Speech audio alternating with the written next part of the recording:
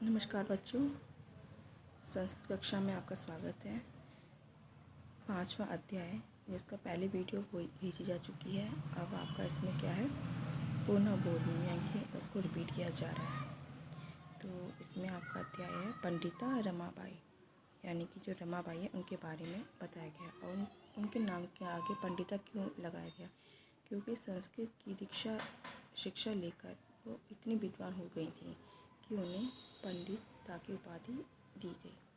अब ये लेडी जिसके पंडिता कहा गया, और अगर कोई पुल्लिंग यानी कि कोई पुरुष जाति संबंधित होता तो उसको पंडिता कहा जाता, लेकिन स्त्री है तो इसलिए इनके नाम क्या लगाया गया, पंडिता।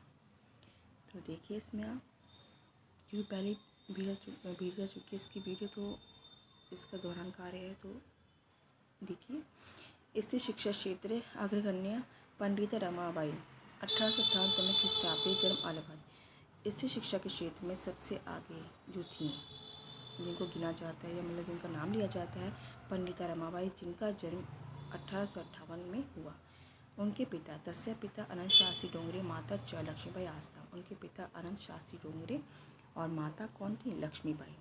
तस्मिन् काले स्त्री शिक्षा स्थिति चिंतनीय आसीत्। तस्मिन् काले किस समय, जिस समय इनका जन्म हुआ था उस समय स्त्री शिक्षा की स्थिति चिंतनीय थी, यानी विचार करने योग्य थी या सोचने योग्य थी। यानी उस समय स्त्रियों के प्रति जो शिक्षा का था कोई औचित्य नहीं रहा था। उस समय से पुरुष जाति के जो लोग थे उनको ही शिक्षा का एक तरह से अधिकार था। स्त्रीणां कृते संस्कृत शिक्षणं प्राय प्रचलितम नासीत्। स्त्रियों के लिए संस्कृत शिक्षा प्राय प्रचलित नहीं थी, यानी कि जो संस्कृत शिक्षक का जो अधिकार था वो किनको था, सिर्फ पुरुषों को था, स्त्रियों को नहीं था। किंतु डोंगरे रूढ़िबद्ध धारणां परित्यज्य स्वपतिं संस्कृतम अध्यापयत्।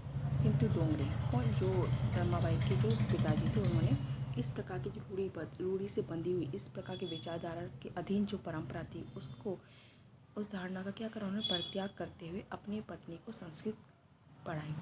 एतदर्थम समाजस्य प्रतारणम अपि असहत्। एतदर्थम, इसके लिए, किसके लिए, जो इन्होंने रूढ़िबद्ध जो परंपरा थी कि स्त्रियों को संस्कृत शिक्षा का अधिकार नहीं था, उस चीज़ को छोड़ते हुए, उसका त्याग करते हुए उन्होंने अपनी पत्नी को संस्कृत पढ़ाई थी। तो इसका उन्हें क्या करना पड़ा, समाज की प्रताड़ना सहन करनी पड़ी। अनंतरम रमा अपि स्वमातु संस्कृत शिक्षा प्राप्तवती। इसके पश्चात अपने रमा ने भी क्या करा, अपनी माता से संस्कृत शिक्षा प्राप्त की। कालक्रमेण रमा पिता विपन्न संजाता। कालक्रम के अनुसार कुछ समय जाते हुए, बीतते हुए, जो रमा के पिता थे वो कैसे हो गए, गरीब हो गए। तस्या पितरौ ज्येष्ठा भगिनी च दुर्भिक्ष पीड़िता दिवंगता। उनके पितरों यानी कि माता पिता, और ज्येष्ठा भगिनी बड़ी बहन, दुर्भिक्ष क्या है, दुर्भिक्ष पीड़िता यानी क्या है, अकाल से, उस समय की परिस्थिति में अकाल इतना पड़ गया था जिसके कारण वो उनकी मृत्यु हो गई, यानी भूख के कारण। तदंतरम रमा स्वज्येष्ठ भ्रात्रा स पदभ्याम समग्रम भारतम अभ्रमत। उसके पश्चात रमा अपने ज्येष्ठ भ्रात्रा यानी कि अपने बड़े भाई के साथ पदभ्याम यानी कि पैरों से ही, यानी कि पैदल चलते हुए क्या करा, उन्होंने पूरे भारत में भ्रमण किया, पूरे भारत घूमे। भ्रमण क्रमे सा कोलकातां प्राप्ता। घूमते घूमते हुए कोलकाता पहुंची। संस्कृत विदुषेण सा तत्पंडिता सरस्वती च इति उपाधिभ्यां विभूषिता। संस्कृत की विदुषिता के कारण, संस्कृत में विद्वता हासिल करने के कारण, सा तत्र पे वहाँ, पंडिता और सरस्वती इस प्रकार की उपाधि से विभूषित की गई। कहाँ पर, कलकत्ता जाकर। तत्र सा ब्रह्म समाजें प्रभाविता वेद अध्ययनम अकरोत्। वहीं उन्होंने ब्रह्म समाज द्वारा प्रभावित होकर क्या करा, वेदों का अध्ययन किया। ब्रह्म समाज से प्रभावित इतनी हो गई कि उन्होंने वेदों का अध्ययन किया। पश्चात शास्त्रीणां कृते वेद आदीनां शास्त्राणां शिक्षा आंदोलनम प्रारब्धवती।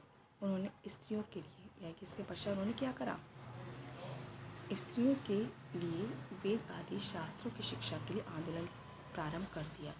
वो ये चाहती थी कि अगर पुरुष वेदों को पढ़ सकते हैं, वेद से संबंधित शास्त्र उनका अध्ययन कर सकते हैं, तो स्त्रियां क्यों नहीं कर सकती। इसके लिए उन्होंने क्या किया, आंदोलन प्रारंभ कर दिया। 1880 तमे ख्रीष्टाब्दे स विपिन बिहारी दासेन स बांकीपुर न्यायालय विवाहम अकरोत्।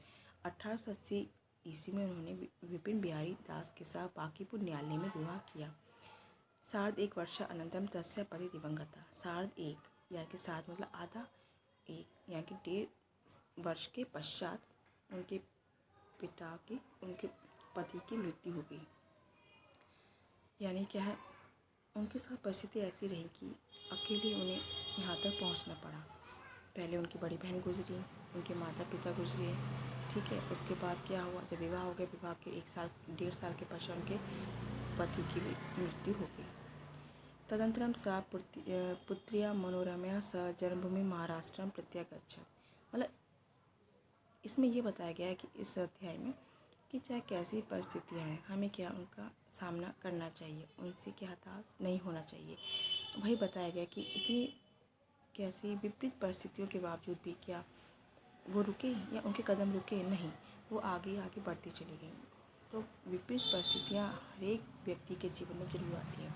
सिर्फ परिस्थितियाँ जो होती हैं वो अलग अलग तरह की हो सकती हैं, लेकिन परिस्थितियाँ विपरीत तो हर एक के जीवन में आती हैं। तो हमें क्या उनका डट कर सामना करना चाहिए और उनका सामना करते हुए आगे बढ़ते ही रहना चाहिए। अब उसके पश्चात उन्होंने क्या किया, सा पुत्रिया, उन्होंने अपनी पुत्री मनोरमा के साथ जन्मभूमि महाराष्ट्र में प्रत्यागच्छत्, अपनी जन्मभूमि यानी कि जहाँ उनका जन्म हुआ था वहाँ, कहाँ पर, महाराष्ट्र में वापस आ गए। नारीणां सम्मानाय शिक्षा च स स्वकीयं जीवनं अर्पितवती, नारियों के सम्मान के लिए और शिक्षा के लिए अपना जीवन अर्पित कर दिया। हंटर शिक्षा आयोग से समक्ष नारी शिक्षा विषय सा स्वमत प्रस्तुतवती, हंटर शिक्षा आयोग के सामने उन्होंने नारी शिक्षा के विषय में अपना मत प्रस्तुत किया। स उच्च शिक्षार्थम इंग्लैंड देशम गतवती, वे उच्च शिक्षा के लिए यानी कि जहाँ तक उन्होंने पढ़ाई की थी वो उससे भी ज़्यादा आगे पढ़ना चाहती थी, तो उच्च शिक्षा के लिए वो कहाँ गई, इंग्लैंड देश गई। तत् ईसाई धर्म से स्त्री विषय के उत्तम विचार प्रभाविता जाता, वहाँ जो ईसाई धर्म है, ईसाई धर्म के स्त्री विषय से संबंधित जो उनके उत्तम विचार थे उनसे वो प्रभावित हो गई। यानी कि वहाँ पे इंग्लैंड में स्त्रियों की शिक्षा के सम्मान के प्रति, स्त्री शिक्षा के प्रति जो विचार थे उनसे वो बहुत ज़्यादा प्रभावित हुई। इंग्लैंड देशात रमाबाई अमेरिका देशम अगच्छत्, इंग्लैंड देश से रमाबाई अमेरिका देश गई। तथा सा भारतस्य विधवा स्त्रीणां सहायतार्थम अर्थसंचय अकरोत्, वहाँ उन्होंने भारत के विधवा स्त्रियों की सहायता के लिए धन इकट्ठा किया। भारतं प्रत्यागत्य मुंबई नगरे सा शारदा न सदनम स्थापित, भारत लौटते हुए मुंबई नगर में उन्होंने शारदा सदन स्थापित किया। अस्मिन् आश्रमे निस्सहाया स्त्रियः निवसन्ति, इस आश्रम में निस्सहाय असहाय जिनका कोई सहारा नहीं था, जो बेसहारा थी, वो स्त्रियाँ वहाँ पर रहती थी। तत् स्त्रियाँ मुद्रा टंकन कास्ट कलादिनां प्रशिक्षणमपि लभन्ते स्म, वहाँ स्त्रियाँ टाइपिंग वगैरह इस तरह का और कास्ट कला छपाई वगैरह इस तरह का काम में प्रशिक्षण प्राप्त किया।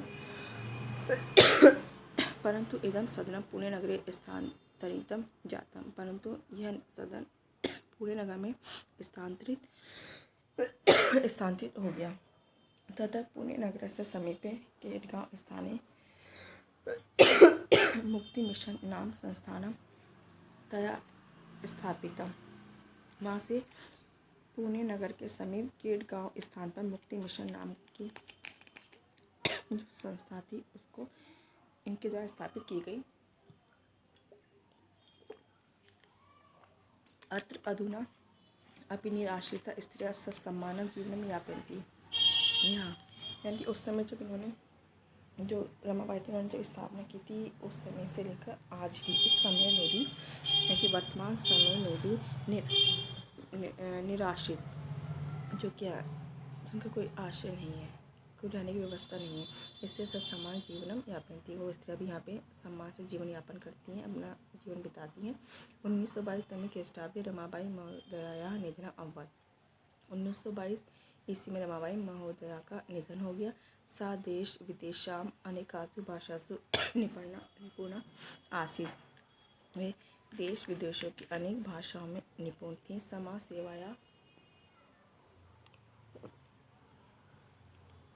सेवाया इसलिए समाज सेवा के अधिक लेखन के क्षेत्र में भी तस्या उनका महत्वपूर्ण अवदानम अस्ति, उनका महत्वपूर्ण योगदान है। स्त्री धर्म नीति हाई कास्ट हिंदू विमेन इति तस्य प्रसिद्धं रचनाद्वयं वर्तते, स्त्री धर्म नीति हाई कास्ट हिंदू विमेन उनकी प्रसिद्ध दो रचनाएं हैं। तो इस अध्याय में यही बताया गया है कि कैसी परिस्थितियाँ हैं। अब इन्होंने क्या करा, चाहती तो ये जो परिस्थिति उसके आगे विवश हो सकती थी, अपना अध्ययन वहीं रोक सकती थी। अगर इनकी माता को संस्कृत का अध्ययन नहीं कराया जाता इनके पिताजी के द्वारा, तो क्या ये इतनी शिक्षित हो पाती? इन्हें प्रेरणा कहाँ से मिली? अपने परिवार से ही प्रेरणा मिली। तो यानी कि हमारा जो परिवार होता है वही क्या है, हमें वो हौसला देता है आगे बढ़ने का। तो सबका अपना अपना स्थान है। अब इन्होंने कितना परिश्रम किया और किसके लिए किया? अकेली थी, अकेले तो रह के अपना जीवन यापन कर सकती थी, अपनी शिक्षा करके, अपने रोज़गार करके, कुछ भी कार्य करके कर सकती थी। लेकिन उन्होंने क्या करा कि नहीं, जो परिस्थिति आज मेरे सामने है उन परिस्थितियों का सामना जिस प्रकार से मैं कर रही हूँ, कम से कम जो मेरे बाद की जो स्त्रियाँ हैं, मेरे बाद की जो नारी जाति है, मेरे समय की जो, उन्हें इन प्रकार की परेशानियों का सामना ना करना पड़े, उन्हें वो सब अधिकार मिले जो पुरुष जाति को मिलता है। तो इसके लिए उन्होंने इतना काम किया, उसी के चलते आज उनका इतना नाम है।